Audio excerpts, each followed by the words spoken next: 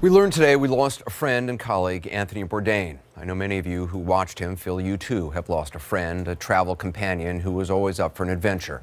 Anthony Bourdain died by suicide in northeastern France. He was 61 years old with a young daughter, an incredible career, a successful and critically acclaimed show on this network. He loved and was loved in return. Many of you, like many of us, are feeling a whole range of emotions: shock, sadness, confusion that a man who was seemingly having the ride of his life in the middle of his life has now suddenly reached the end of his life.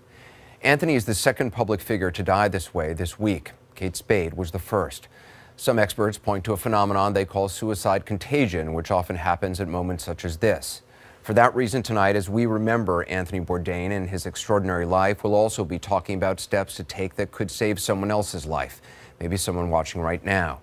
Throughout the hour, we'll be showing the number at the bottom right corner of your screen, 1-800-273-8255. That's 1-800-273-TALK, which is the National Suicide Prevention Lifeline, and people are there 24 hours a day, 7 days a week. We'll also be joined shortly by an expert in the field about warning signs and how to help those in need.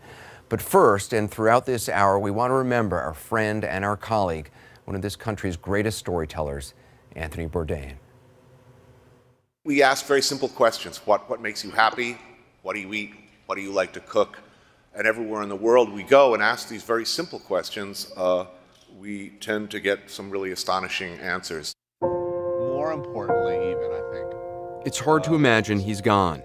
Hard to imagine he's not just off on some faraway journey. Hard to imagine he'll not soon return with new stories to tell, new foods to share. You know, food is the entryway. I'm a guy who spent 30 years cooking food professionally. That's where I come from. That's how I'm always going to look at the world. But food isn't everything. And something comes up, I'm happy to get up from the meal and wander off elsewhere. Anthony Bourdain saw the world and experienced life in a way most people never will. In places near and far, he talked and tasted with open mouth and eyes, an open heart and mind. Over the years, when Anthony returned, we would meet up and discuss the places he'd just been, usually at a restaurant table or in a kitchen, where he'd encourage me to expand my limited culinary curiosity. Yeah, the word on the street is you hate food. I am not a big foodie. Yes, that is true. I thought, what is Anderson really going to be freaked out by? What's really going to offend him? The smell is already quite and pungent. terrify him? That was a thymus gland. That was what? Thymus gland. Thymus gland. Where would that be? I think it's somewhere around your neck. Glad I didn't know before I ate it. What was that? Aorta. Aorta. It's aorta from the heart. Got it. It's a valve to the heart. Yeah, no, I'm familiar. Kind of valve. I didn't know it was edible. I didn't know you could eat an aorta. You can eat anything, man. Yeah, well, apparently. Why is it called blood sausage? What is it? Because it's made from blood. You know, if it's really good, it's kind of squirty. Actually, that's completely delicious. Anthony loved drinking and eating, tasting the delights of the world, immersing himself in other cultures and countries, bringing the rest of us along on his journey. His shows were full of references to movies he loved, music he worshipped, books he'd read and reread. It is the setting, an important factor for me, of The Heart of Darkness. It's my favorite book. Which a book that I'm obsessed with. Are you really? Only exceeded by my obsession with Apocalypse Now. No, that's my favorite movie. So we pretty much tracked that story arc as a means of exploring the Congo. As a kid, I wanted to be Colonel Kurtz. I know he wasn't the... Really? Yeah, I know. No, I wanted to be Colonel Kurtz in Apocalypse Now, in the movie. I wanted to have like a Montagnard army. Yeah, that was a strange show. I'm with you on the Montagnard Army for sure. That always sounded cool. Finally, I've been trying to get in this country 5 years now. By the time of his death, Anthony had visited more than 80 countries, many of them multiple times. Even if food was not your passion, Anthony could enthrall you with what he saw and learned in the places he went. And watching your shows, I realize I'm missing out on an entire side of the places that I'm visiting because I'm not experimenting with the food. But people are telling you a story when they give you food. And if you don't accept the food, you are, in many cultures, whether rural Arkansas or Vietnam, you're rejecting the people. And we see it many, many times. because I'm accepting of the food, even if it's either out of my comfort zone or outright appalling, because I'm nodding, saying yes, I'll try it, thank you, people open up, Right. and the relationship proceeds from that point and becomes something very, very different. People are often surprised to see Americans, eat their food. They're Right. pleasantly surprised. They're telling you something about themselves. Chances are they're very proud of their food traditions, even if what they have to offer is very little. Have there been times though where you've said absolutely like, I just can't eat that. I know it's going to make me sick. I mission one on the show is, if you have to take one for the team, you take one for the team. I try to be a good guest. There have been times where freshness is clearly an issue. I know I'm very likely going to pay a price, but in almost every case, a magic moment is happening. And I'm going to see a lot more if I just suck it up and eat the nasty bit. The vast majority of those experiences are in fact very pleasurable journeys of discovery. But every once in a while it's unpleasant. What's the worst thing that can happen? It's a course of antibiotics. What do you get in return? I think a lot. He was born Anthony Michael Bourdain on June 25th, 1956. He grew up in New Jersey, but spent time with relatives in France in the summers. That's where he developed his appreciation of fine foods. He started working in kitchens at a young age, first washing dishes, then moving up to line cook. He became addicted to heroin and cocaine during this time of his life, but beat the habit and eventually rose to become executive chef at Leal Restaurant in New York City. He took me there in 2015 to cook a traditional French dish. This is tripe. What is tripe? Tripe, that's one of those words that I know means something else that It is means not something good. I don't want to eat. It means good. There's plenty of stuff on a cow to eat. Why do you need to eat the stomach lining? Because you got to work hard for the good stuff. In 1999, when Anthony was 44, he sent a humorous and slightly shocking essay to the New Yorker magazine about the realities of working in a restaurant kitchen. To his surprise, they published it, and that led to his best-selling memoir, Kitchen Confidential: Adventures in the Culinary Underbelly. Soon after that, he landed his first TV show, A Cook's Tour, which aired on the Food Network. It was the beginning of his rise to fame. As a cook, tastes and smells are my memories, and now I'm in search of new ones.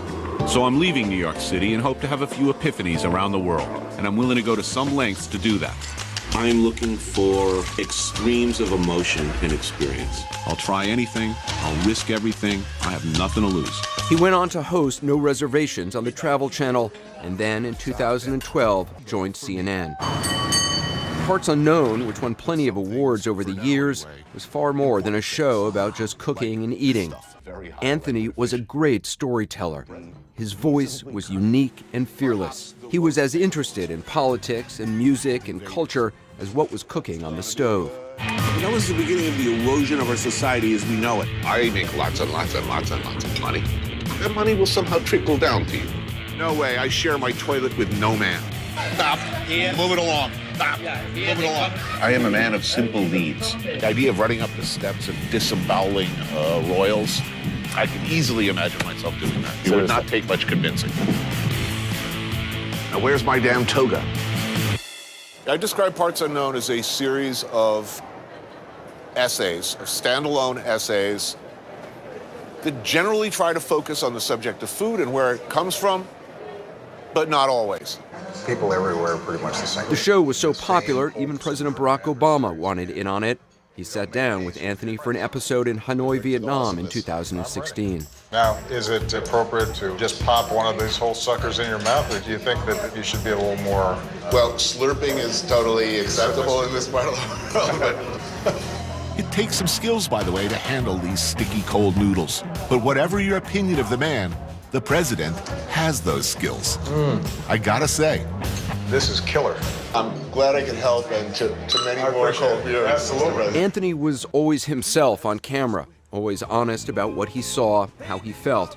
In one episode about the opioid crisis, he talked about his struggle with addiction in the past. You know, something was missing in me, whether it was a self-image situation, whether it was a character flaw. There was some dark genie inside me that I very much hesitate to call a disease that led me to dope. He was married twice, and in 2007 welcomed a daughter, Ariane, into the world. After she was born, he told People magazine that she gave him a reason to live. This is her voice in a special episode of Parts Unknown in 2014. It's been 2 years on the road with Parts Unknown. How do you feel about the show? Has the experience changed? Is it still fun? That's a hard question. You know, one of the great things about travel is just when you think, I've had enough of this, something really interesting happens. And interesting things happen to me all the time. All the time. I still feel I have the best job in the world. And it's still fun. More importantly, even, I think, it's still interesting. And it's still challenging. In a good way. Who wouldn't do this if they could? It's impossible from the outside to ever fully know what goes on in someone else's heart or in their head. It's impossible to fathom how quickly one's life can change. Anthony once wrote, "As you move through this life and this world, you change things slightly. You leave marks behind, however small. And in return, life and travel leaves marks on you. Most of the time, those marks on your body or your heart are beautiful. Often, though, they hurt. Tonight, the hurt for all of us who knew Anthony, for all of us who came to know him through his travels, that hurt is strong. The shock is real. The sadness is just beginning to sink in." Anthony Bourdain was 61 years old. When we come back, his longtime friend and on-screen collaborator, fellow cook, and cookbook author Michael Ruhlman joins us. As we go to break, here's a moment I shared with Anthony in my kitchen as he was telling me about his recent trip to South Korea. So for this upcoming episode, you go to South Korea, and to celebrate that, you're going to cook a South Korean dish? Yes, it's the king.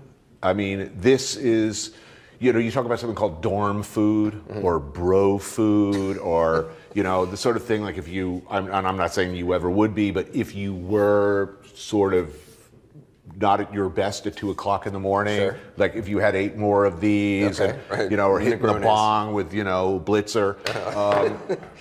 I can't tell you how many times Blitzer hits the that bong. Situation Room, I'm telling you, it gets dark in there.